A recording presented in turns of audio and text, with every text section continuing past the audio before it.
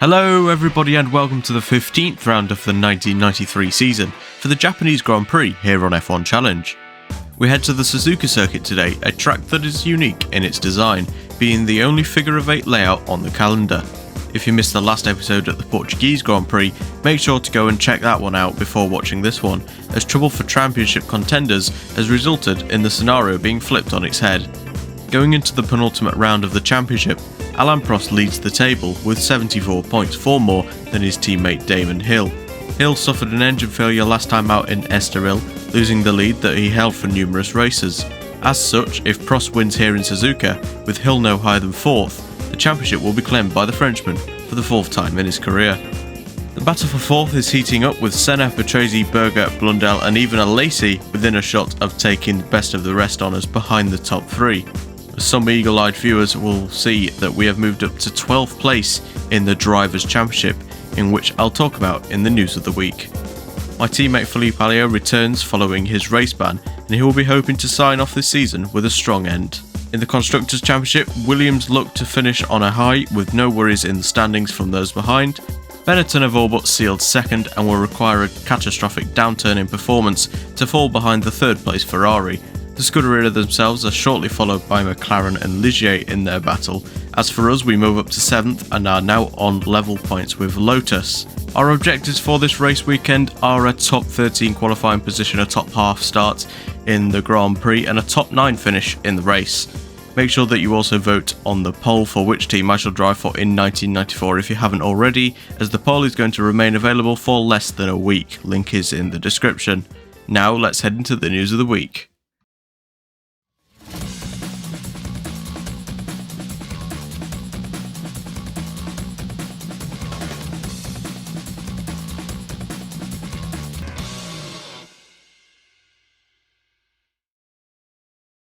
Hello and welcome to the Japanese edition of the News of the Week, where we start off at Ferrari.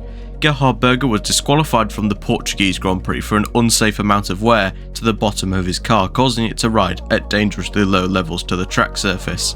The Austrian has been stripped of his 6th position and singular point that he obtained, and has been given to the LaRousse driver of Jaden Harrison. Gerard LaRousse spoke on the subject, commenting that "This point is extremely crucial in our midfield battle. This could be the difference between a whole position in the Constructors." Jean-Marc Gounon replaces Emmanuel Naspetti for the final 2 rounds of the season at Minardi. The change in driver comes for financial reasons, with the Minardi team beginning to struggle to keep up with the moving world of Formula 1. Gounon is very satisfied to be given a chance, but has failed to give a comment to the media about his financial backing and transition into Formula 1. Scuderia Italia have massively struggled this season. The team has been up for sale since near to the beginning of the year, but no offers have landed on Lucchini's table. The Italians' financial problems have grown dramatically, so much so that the team has not been paid for their wages for the past month. The strain between team and owner has led people to believe that there may be a strike with the team and a withdrawal from the Japanese Grand Prix, but only time will tell. Lotus have announced both their driver lineup and engine supplier for 1994. It's all-changer the British team, with Japanese driver Aguri Suzuki paired alongside the rookie of Pedro Lamy. The 2 drivers mesh youth and experience quite nicely, as well as fetching decent backing from both parties. With Suzuki's acquisition, Mugen Honda will move over from the footwork team to join Lotus as a result. The team has been far away from their glory days of the past, so an all-new team and set of regulations for 1994 could be the turning point for them to re-emerge on the right track. That's all for the news of the week. Now let's head into qualifying.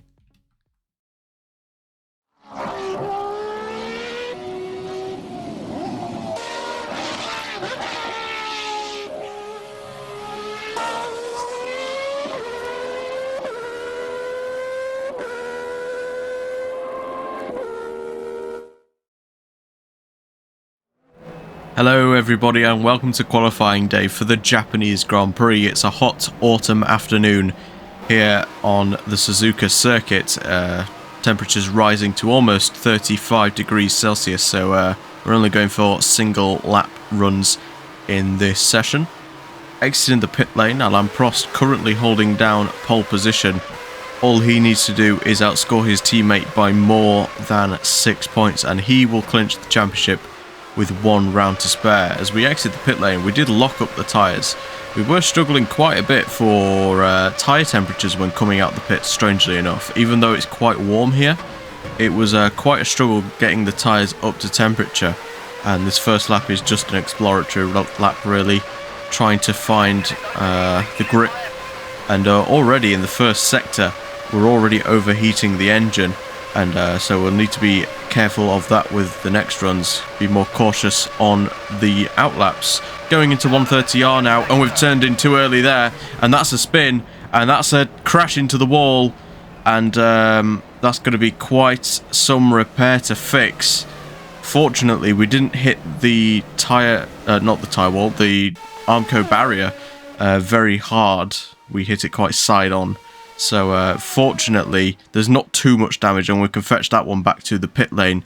But you can see there we've lost the rear wing. It was just a case of the car was really struggling through the first and second sectors for the grip on the front end. So when I tried turning in earlier to try and get the grip, like essentially a delayed grip, it gripped up right as I went through the 130R corner. As here we see Ivan Capelli exiting the pit lane. There's been rumours of these guys striking, and it seems that they're just going out for 1 outlap and then boxing straight away. And I'm pretty sure this means that the Scuderia Italia team will not compete in this Grand Prix. Quite a shame to see, but yeah, if you're not being paid, then there's not necessarily a need for you to do your job, I guess. As we now exit the pit lane for our second run. And that's Zanardi with the crash. He's lost both his front and rear wing. We'll see what happened with the Italian through the Degner corners. And it looks like a brake failure for the Italian. That's a big crash into the tyre wall, almost flipping his Lotus over. We'll get an onboard shot of it as well. Almost hitting his head there on the barriers. Hopefully he's alright. But that's a very scary shunt indeed for Alessandro Zanardi, as we now begin our next lap in the session. Practice times would suggest that we are fairly decent, I would say, towards the top of the midfield as we get through the hairpin. I get on the accelerator trying to get the rotation into the car, trying to get the rear to step out, but it just did not work at all. It just bowled out wide. As we exit the final chicane, once again the engine is overheating. I don't feel like there's anything we can do about that any more than we've tried to do, as the warning light showed up at the start of Sector 3. And the first lap on the board is a 41.1, quite far off the pace there, as we now shift to my final lap in the session. We've got some blue flags behind. I believe it's one of the Jordans trying to get through. It's quite hard to find space on this circuit, as there you can see Alain Prost trying to get through as well. We're just trying to give ourselves some free air to begin our final lap in the qualifying session.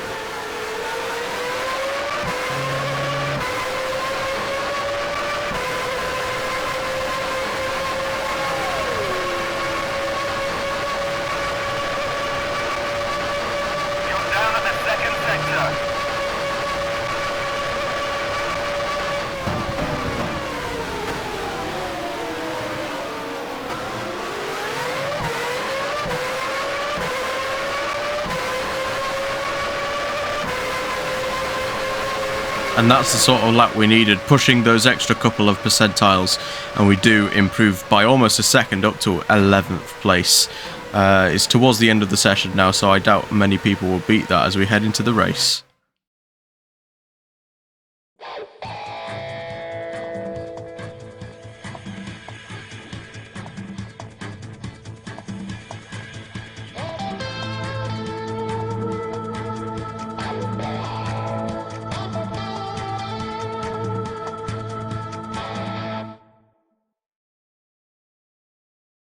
Hello everybody and welcome to race day for the penultimate round of the 1993 season, the Japanese Grand Prix here at Suzuka, where Alain Prost once again takes pole position for the Williams-Renault team. It's a Williams front row lockout as championship rival Damon Hill gets onto the front row, just over a tenth ahead of the Benetton of Michael Schumacher. Mika Häkkinen with a solid qualifying performance. He struggled in previous qualifying sessions. He's up in 4th, directly ahead of his teammate Ayrton Senna. Riccardo Patrese completes the 3rd row for the Benetton, with Martin Blundell in 7th, followed by Jean Alesi. It's another Ligier and another Ferrari on the 5th row, Blundell just ahead of Berger to complete the top 10. I'm up next in 11th, followed by the Sauber of Yuki Arvelato and the Lotus of Johnny Herbert, with Rubens Barrichello alongside him on the 7th row. Carl Wendlinger in the 2nd Sauber is up next, followed by my teammate Felipe Paleo in 16th position. Eddie Irvine in the 2nd Jordan will be hoping to have a good result at what is essentially his 2nd home track. Derek Warwick in the footwork, lowly place to start there, only in 18th position, ahead of the 2 Tyrrells of Andrea De Cesaris and Kelvin Burt. A decent qualifying session, albeit there from the Briton. Aguri Suzuki as his home track starts from 21st place, ahead of the 2 Minardis of Christian Fittipaldi and Jean-Marc Gounon. 23 cars will start this race following Alessandro Zanardi's going to the medical centre. He was not cleared to start this race, and the 2 Scuderia Italia cars of Capelli and Berger have both withdrawn. 3-stop race today, stopping on lap 11, lap 26 and 39 to go to the end of a 53-lap race. We'll be hoping that we can push our advantage against Lotus further going into this race. Any points will do, as we now await for the lights. 5 red lights and 26 drivers waiting for them. And we're away. The lights are green. There's racing to be seen. It's a brilliant start there for Yuki Arvelato, as one of the Ferraris, I think was of Gerhard Berger, stalled on the grid as we head towards turn 1. There's contact there between the Ligier and the Sauber, and we get past the spinning Finn. He's still alongside us up the inside, but we get round the outside of him and we make it up into 10th position. Here we go with Gerhard Berger, and he stalls on the grid. Derek Warwick unable to see him there, and he crashes into the back of him. He's going to require a new front wing. We'll see it on board here with Derek Warwick. Not really much he could have done in the grand scheme of things, and he is going to be right at the back of the field and requiring an unscheduled pit stop. Johnny Herbert down towards turn 1 in the Lotus is right behind us. He loses the rear of the car and collects Carl Wendlinger, and Wendlinger's off at the 2nd corner, and he is down to the back of the field as well. Yuki Arvelato, we saw him having a half spin through towards turn 1. He clipped the back of Mark Blundell. Blundell not really being able to see him in his mirrors, and we saw there Johnny Herbert in the background. Carl Wendlinger getting hit off by the Briton.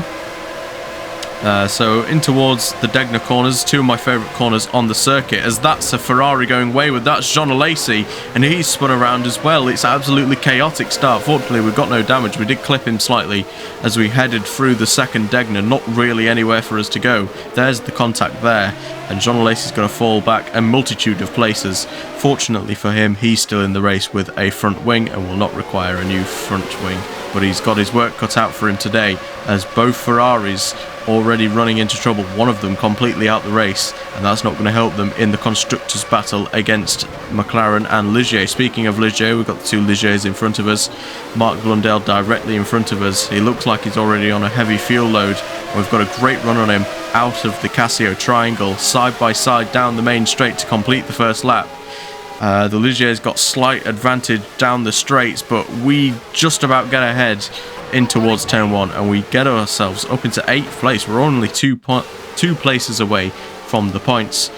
Jean Alesi already making quick work of the midfield machinery around him, Here's Eddie Irvine, he's trying to get through. Eddie's quite experienced around this track, obviously well known for his exploits in the Japanese Formula Series. Side by side through 130R. It's a very daring move indeed from Jean Alesi, and he gets through the French-Sicilian driver with a great overtake there to get up a position. Johnny Herbert fighting my teammate Filipe Alliot in the Casio triangle, and side by side following Johnny Herbert having a rearward moment through the curbs. Side by side still, can Filipe Alliot make any form of a move in towards turn 1? There's Jean Alesi also trying to get involved side by side through turn 1, and that's a daring move up the inside for Filipe Alliot, and he makes up the place. Jean Alesi also getting involved with the Lotus of Johnny Herbert, and he's now up into I think that's about 12th place. So a decent start for Jean Alesi following his spin, as Derek Warwick called into the box to get a new front wing. We're already starting to be dropped by the cars ahead, but not too much, as I think there is one of the McLarens, I'm not sure which one it is on a very heavy fuel load up in front, so it's allowing us to not really be dropped too much by them, which could prove pretty useful for us further on in the race. You can see the gap that's already formed between Mark Blundell and Jyrki Arvelator though. The Sauber driver being quite the cork in the bottle to several drivers, including Barrichello, Alesi and Filipe Alliot, my teammate, as on board now with Rubens Barrichello on lap 6, looking towards the inside at the Casino Triangle. It's called the Casio Triangle. I don't know, I stopped myself from saying it once, I have actually said it now. It's apparently the Casio Triangle, not the Casino Triangle, Jaden. I don't know why I'm getting Casino Triangle. Anyway, side by side and ahead goes my teammate Filipe Alliot, following that mistake from Rubens Barrichello. Filipe Alliot himself going down the inside of Jyrki Arvelator at the Casio Triangle, and he's spun around and he's caught Jean Alesi in the process. And that's going to be a lot of places lost for my teammate Filipe Alliot. Quite a move of desperation there, as a lot of drivers struggling to get through on the fin. And that sounds like a problem for Andrea de Cesaris, a gearbox problem. It's going to put him out of this race. He was having a solid one until this issue. He was chasing down Eddie Irvine for a lower midfield spot. I've got to say, Andrea de Cesaris has been putting in some solid performances since Ukyo Katayama's injury. Has been really lifting the spirits of that team, but he's not looked like a threat for points in any of the races that he's competed in. Anyway, lap 11, and we are in already one of the first ones, if not the first one, to box in this Grand Prix. We were kind of in a bit of no man's land. We were getting dropped a little bit by Martin Brundle, but also leaving Mark Blundell behind, an 8.4 second stop. It'll be close between ourselves and Jyrki Arvelator. This is how much time the Finn has lost. Within 12 laps, he's already lost about 25 to 30 seconds to us, and we've re-emerged ahead of the Finn, and I believe that is 9th place that we're in. And unfortunately though, like I was saying in qualifying, it was really hard on the first couple of laps to fire the tyres up, and we're going wide trying to keep Jyrki Arvelator behind, but it's only a futile effort, and the Finn goes through up into 9th place, and maybe even Rubens Barrichello can have a go at us in towards the Degner corners. It would be a bit silly to do so, and doesn't. We're trying to set a move up here on the exit of the hairpin, but we get tapped there a little bit by Rubens Barrichello, going for an alternative line for the Brazilian. A bit of a clumsy move there from him. We might still have a run despite the loss of momentum and the loss of rear grip following that contact, but we cannot make it through. I thought better of it rather than going for a move into the spoon curve corner. It's a bit of a dangerous one to go for. Maybe we could set this one up into the entrance of the Casio Triangle. I don't know why I keep saying Casino Triangle, the Casio Triangle. Anyway, in the slipstream behind Jyrki Arvelator, the gap is about 2.5 tenths between the two of us. The dirty air kind of washed us out there through the fast left-hander, and as such we couldn't really make a move. And once again we got hit there by Rubens Barrichello in the Jordan. It made us go a little bit deep, and we couldn't really get a move done in towards turn 1. A couple of laps later though, trying to get past the Sauber still.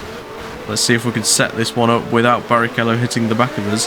We've not been touched by the Brazilian, and now we've got a great run in towards the start-finish line and towards turn 1, side by side between me and Jyrki Järveläinen. We've had many battles with the Finn this season, and side by side in towards turn 1, he goes swooping around the outside. We'll try and hold it on the inside, but he holds that place. It's good defending there indeed from the experienced Finn, and he stays ahead for 9th place for now. Next lap, and we're still trying to get through on the Sauber. He's very heavy on his fuel load, heavier than we are, and we've already stopped in this Grand Prix.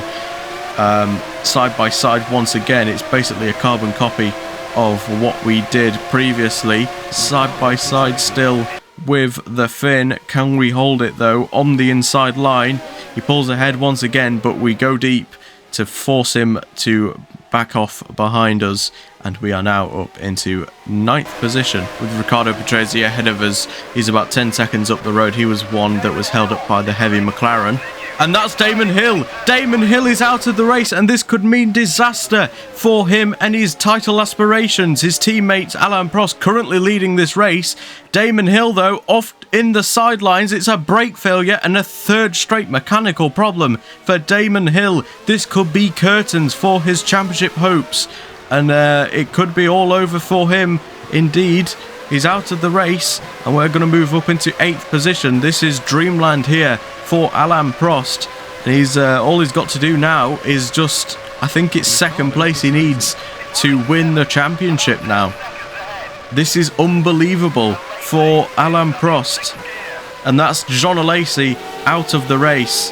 He was having a tough one here at Suzuka, having that spin on the opening lap, and he is out of this race. Gearbox problems putting him out of the race, and this is a golden opportunity for both McLaren and Ligier to catch up to them in the Constructors' Championship. And that's another retirement, lap 19, and Aguri Suzuki, his home race. He's out of the Grand Prix. The Mugen Honda engine expiring over the start-finish line, and he is yet another retirement in this Grand Prix.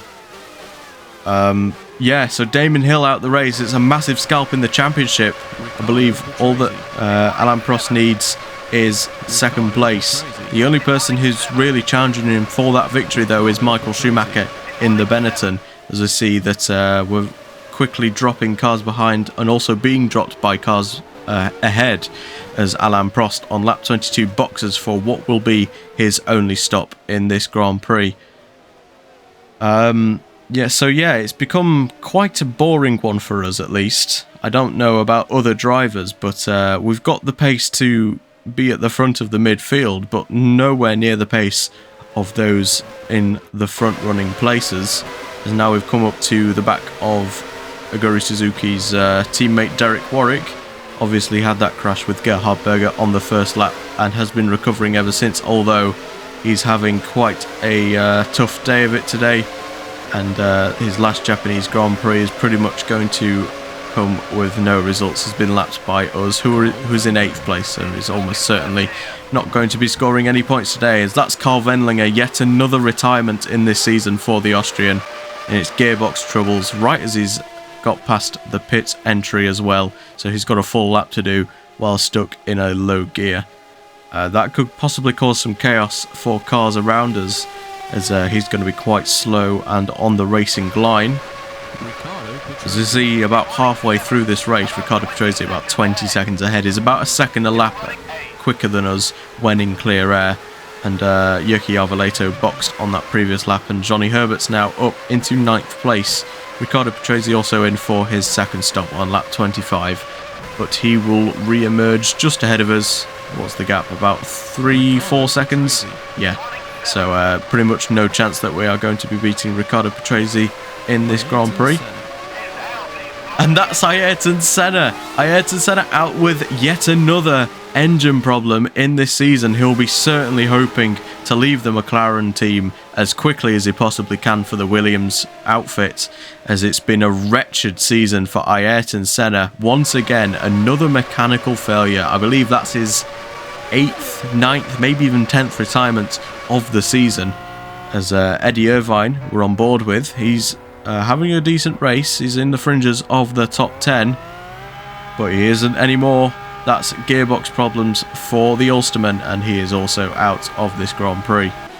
and he's going to have to trundle that one back to the pits. And what has been quite an attritional Grand Prix, a lot of drivers already out. As halfway through this race, Alain Prost leads the way, a couple of seconds ahead there of Michael Schumacher. He is yet to stop in this Grand Prix, so he should not be a factor for victory, nor is Mika Hakkinen, who also has to stop in this race, but he's looking good to score his second podium finish of the season. The two Ligiers of Brundle and Blundell are up next, followed by the Benetton of Riccardo Patrese, being held up a little bit there by Mark Blundell. He's in 6th place, and we're up to 7th position following Senna's retirement from the Grand Prix, and we're into the pits for our second stop in this Grand Prix, lap 27, and yeah, this is looking good for us right now. Any more retirements in front of us, and it's almost guaranteeing us some championship points. Johnny Herbert also boxed in that time, so he is quite a way back.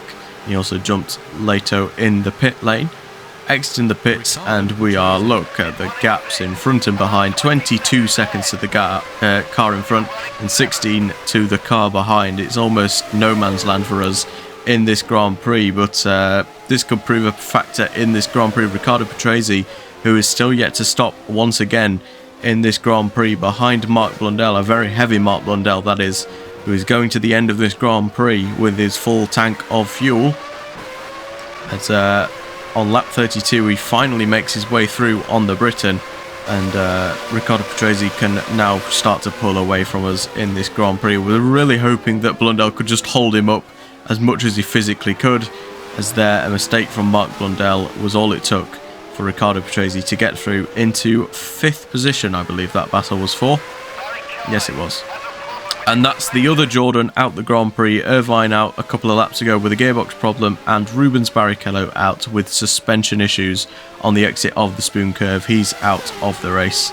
And Jordan's really struggled in the past couple of rounds, it has to be said, or just rather the second half of the season, as that's Martin Brundle out of the race, lap 37, coming out of the Casio Triangle, and that suspension problem slowing down the Briton to a halt, and he is out of the Grand Prix. That's going to promote us up into the points, and this could be a crucial point in our constructors' battle with Lotus, and it's almost certainly going to help us out, that's for certain, with only one round to go. Obviously, the next race after this is the season finale, the Australian Grand Prix. So now see Riccardo Patrese into the box. He's re-emerged 7 seconds ahead of us, and we still need to box in this race. So we are quite a way off the nearest car behind. As here we see the rare Kelvin Burt in his natural habitat in the Tyrrell. We're coming round to lap him now at the hairpin, and this should be an easy move to get through, although we nearly crashed into the back of him there as he tried to let us through, but we are ahead of Kelvin Burt, and that's Mark Blundell. The other Ligier is also out of the race, lap 41. It was quite close to the end. It was a solid race from the Briton, and he is going to be out of this Japanese Grand Prix. Riccardo Patrese is going to move up to 4th place, and as such we're going to move up to 5th position, and this could be very useful indeed in our championship hopes. 40 seconds now ahead of Johnny Herbert. We've pulled away massively in ahead of the midfield at least, as we now box for the 3rd and final time on lap 42. It's a bit later than what we were scheduling, but we had the fuel to go longer, so we just went longer essentially. Coming into the pits now, once again, it should be an easy stop, although we did overshoot our pit box. It was less than an 8-second stop, a very good stop despite the circumstances, and we're going to exit the pit lane quite comfortably in 5th position, about 25 seconds ahead of Johnny Herbert. I've got to say, this has probably been one of the more stronger races in this season, it has to be said, maybe even the strongest race that we've ever had, as we get lapped here by Michael Schumacher with 5 laps remaining. We've already been lapped by Alain Prost in the pit phase, and yeah, it's looking like Alain Prost is going to win here in Japan. And here he is on our screens on the final lap of this Grand Prix. It's been a season of tumultuous tales, a lot of crashes and mistakes, but ultimately pace has come out on top for Alain Prost. He rounds the final chicane for the final time, and this is going to be the last corner that he takes before he is a 4-time World Drivers' Champion. He's punching his fist up in the air, and rightfully so, he wins the 1993 Drivers' Championship. Alain Prost then takes victory here in Japan, and with it the Drivers' World Championship, a very well-deserved championship indeed for the Frenchman. Michael Schumacher and Mika Häkkinen complete the podium. It's Häkkinen's second podium of the season for McLaren. Riccardo Patrese, myself and Johnny Herbert complete the points, and it's going to be very important points indeed in the Constructors' battle with Lotus. Yuki Arvelato in the Sauber just misses out, with Felipe Aleo, Kelvin Burt and Christian Fittipaldi completing the top 10. A very quiet race indeed also for Jean-Marc Gounon on his debut. In the Minardi, he finishes in 11th with Derek Warwick 12th and the final car across the line. 12 cars finished and 11 retired, both Ligiers out of the race within a couple of laps of each other. That's what gave us the points today. Both Jordans and both Ferraris also out of the race. The retirements from Ligier and Ferrari is really going to help McLaren in their Constructors' battle, as McLaren also had a retirement in the form of Ayrton Senna out with an engine problem. Alessandro Zanardi, of course, didn't start, with both of the Scuderia Italias withdrawing from the Grand Prix. In the Drivers' Championship, it's now an insurmountable gap between Alain Prost and Damon Hill. 14 points is the gap between the two of them with one round to go. Michael Schumacher, with another solid second place, closes in on Damon Hill slightly, although cannot take his second position in the championship. Riccardo Patrese, with a good couple points there, moves up to 4th in the Drivers' Championship ahead of Ayrton Senna. As for us, we're up to 8 points now in this championship and 11th in the Drivers' standings, 5 points behind the next cars in front of Martin Brundle and Mika Häkkinen. No points scored for my teammate Felipe Aleo, however, as he remains in 21st in the Drivers' Championship. Williams hit 150 points in the Constructors' Championship, a very solid tally for them with one round remaining. They almost have double of that of Benetton. McLaren now move 1 point ahead of Ferrari in the Constructors' Championship with one round to go. Ligier still with that outside chance, but it's looking harder for them to take any chance of getting third place in the Constructors.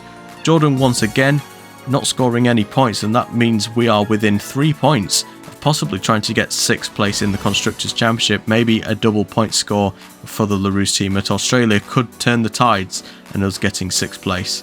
Lotus 1 point behind, with Sauber, Minardi and Footwork falling off in that battle for 7th place in the Constructors. Tyrrell and Scuderia Italia are teams yet to score this season. Thank you for watching the Japanese Grand Prix. Alain Prost taking home the championship and us scoring some crucial championship points were the only real highlights in that race. It was quite a boring one from the driver's perspective, but I hope you enjoyed it anyway. The next round is the Australian Grand Prix at Adelaide, and also make sure to vote on the poll for which team I should drive for in 1994 if you haven't already. Link is in the description. That's going to be all from me in today's video, and goodbye.